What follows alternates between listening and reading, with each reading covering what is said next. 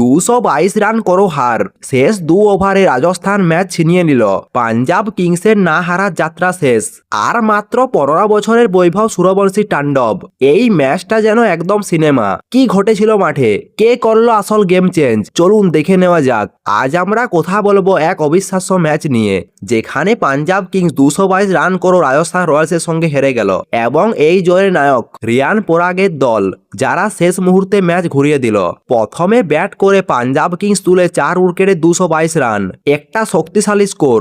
Marcus Stoinis 22 বলে 62 run করেন। কিন্তু রাজস্থান রয়্যালস 19 ওভারে 4 উইকেট হারিয়ে 228 রান তুলে ম্যাচটি জিতে নেয়। 223 রানের বিশাল লক্ষ্য তাড়া করতে নেমে রাজস্থান শুরুটা ভালো করে। বৈভব সূর্যবংশী মাত্র 16 বলে 43 রান, 5টা ছক্কা, 3টা 4। মাত্র 15 বছরে এই কিশোর মাঠে যেন আগুন লাগিয়ে দিল।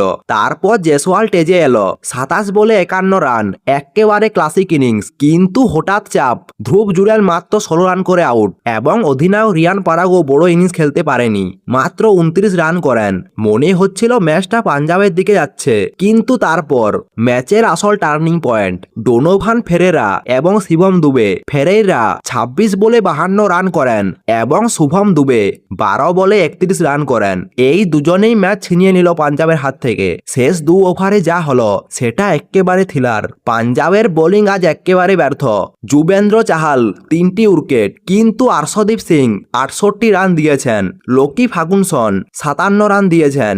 মার্কো জানসেন 41 রান দিয়েছেন। শুধু হরপ্রীত ব্রার কিছুটা নিয়ন্ত্রণ রেখেছিল, 4 ওভারে মাত্র 25 রান দিয়েছেন। পাঞ্জাবের ব্যাটিং কিন্তু দুর্দান্ত ছিল।